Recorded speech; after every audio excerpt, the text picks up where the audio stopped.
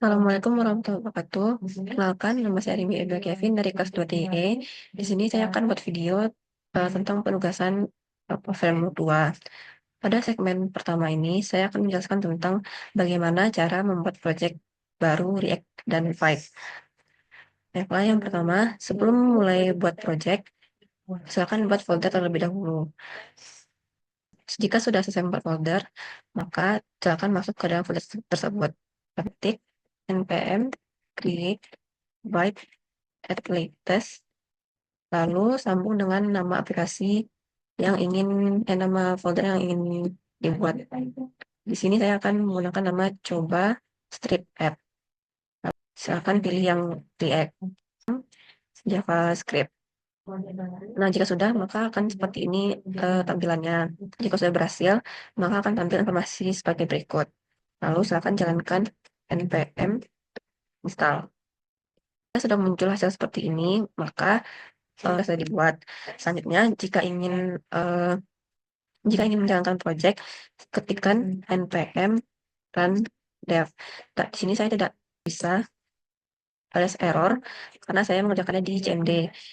Jika eh, jika kita membuat di folder di VS Code, maka akan muncul tampilannya. Selanjutnya, saya akan memberikan penjelasan dan konsep dasar tentang komponen-komponen dan konsep dasar dari React. Nah, React sendiri merupakan library dari JavaScript yang digunakan untuk membangun UI yang dinamis dan interaktif. Nah, React sendiri menggunakan istilah komponen, di mana satu komponen itu berisikan satu atau lebih HTML elemen, kode JavaScript, dan CSS. Selanjutnya adalah komponen-komponen dasar yang ada pada React. Yang pertama adalah komponen Hello World.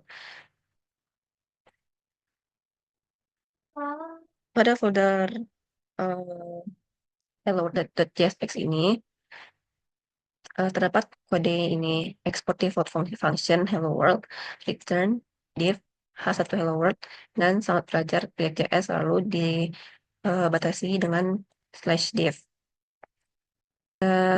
Komponen kedua yaitu komponen parent child. Kita dapat memperkaya atau menambah isi komponen hello world dengan menambahkan child komponen lain seperti greeting binjai, quote text, dan user card. Di sini berlaku terdapat tiga komponen child, yang mana komponen parentnya adalah hello world tadi. Nah, di greeting binjai ini terdapat fungsinya yang ini, salam dari binjai.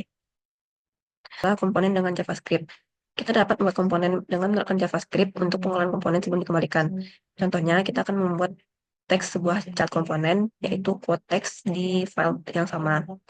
Nah, quote text ini kan yang ini, menurutmu harimaumu, aku ingin jadi macan, dengan teksnya yang pertama ada to lowercase, dan teks yang kedua ada to uppercase.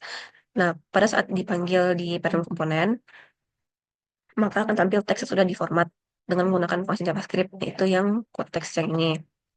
Ketiga adalah komponen dengan props. Dari beberapa contoh chart komponen yang telah kita buat tadi, chart komponen tersebut menampilkan value text dari masing-masing function. Nah, sekarang kita akan menetapkan props di mana value-nya dikirim dari parent komponen.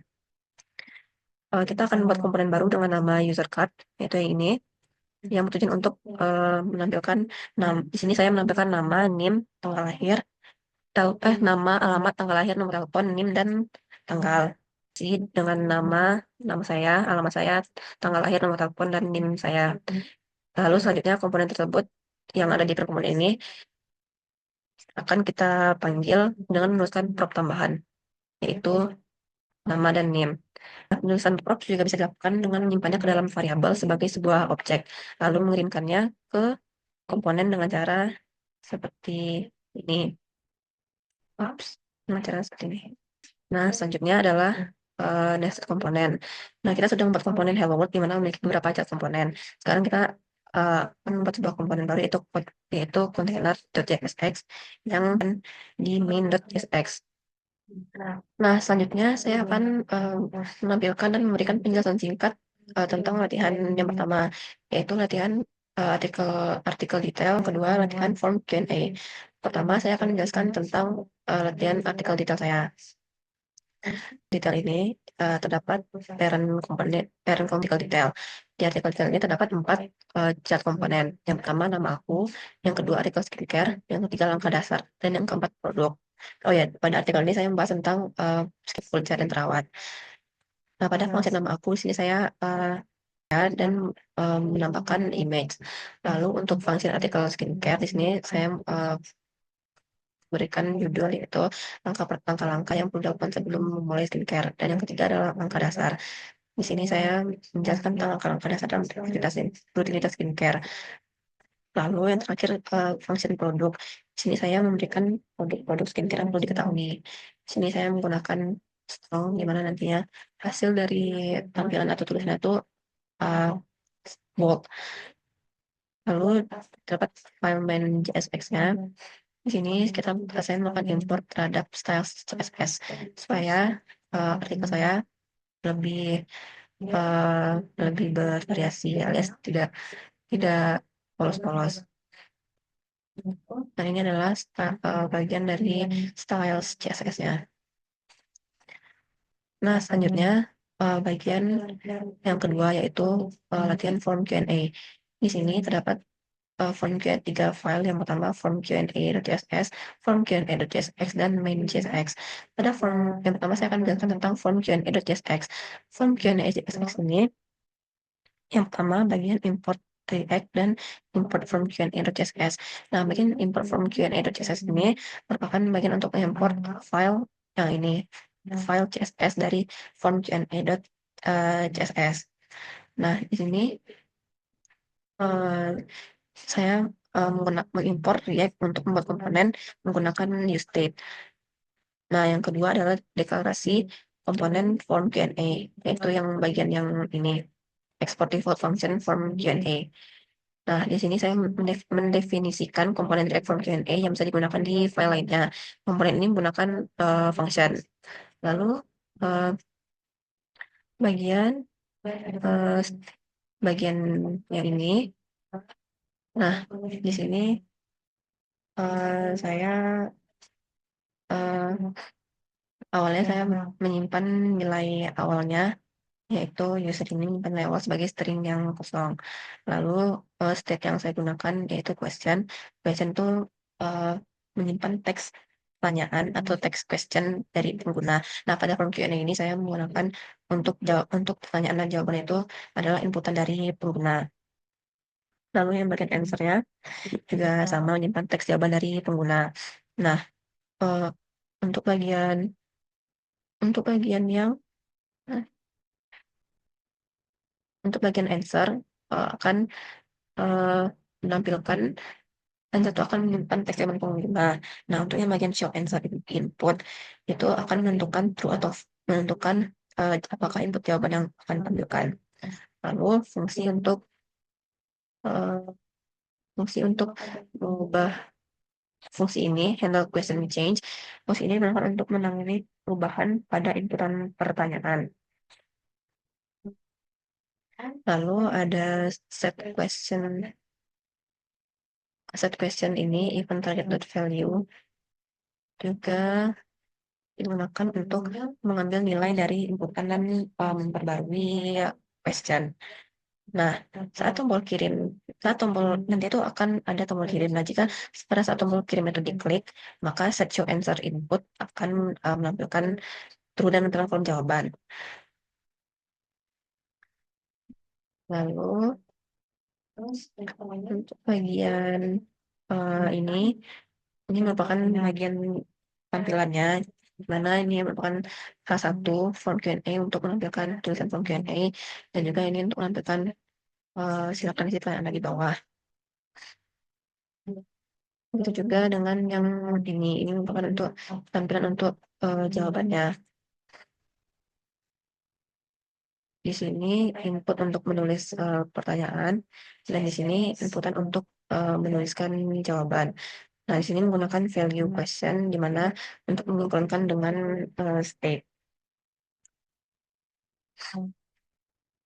Lalu tombol button on click handle submit ini Saat diklik, tombol ini akan mengubah state show answer input menjadi true, sehingga kolom jawaban akan muncul. Nah, pada bagian jawaban ini, show menggunakan conditional, yang mana hanya akan muncul jika show answer input itu bernilai true. Input untuk jawaban akan menggunakan value answer. Dan change, handle answer change ini digunakan untuk menyimpan jawaban. Oh ya, ini saya akan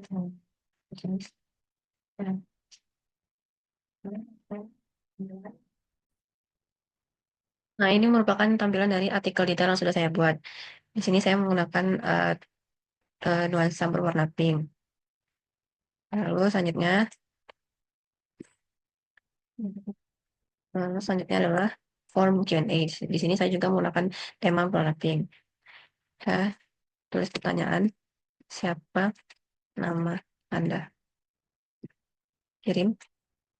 Nah, jawabannya juga akan berupa inputan. Di sini saya. Nah, sekian ini adalah form Q&A yang sudah saya buat.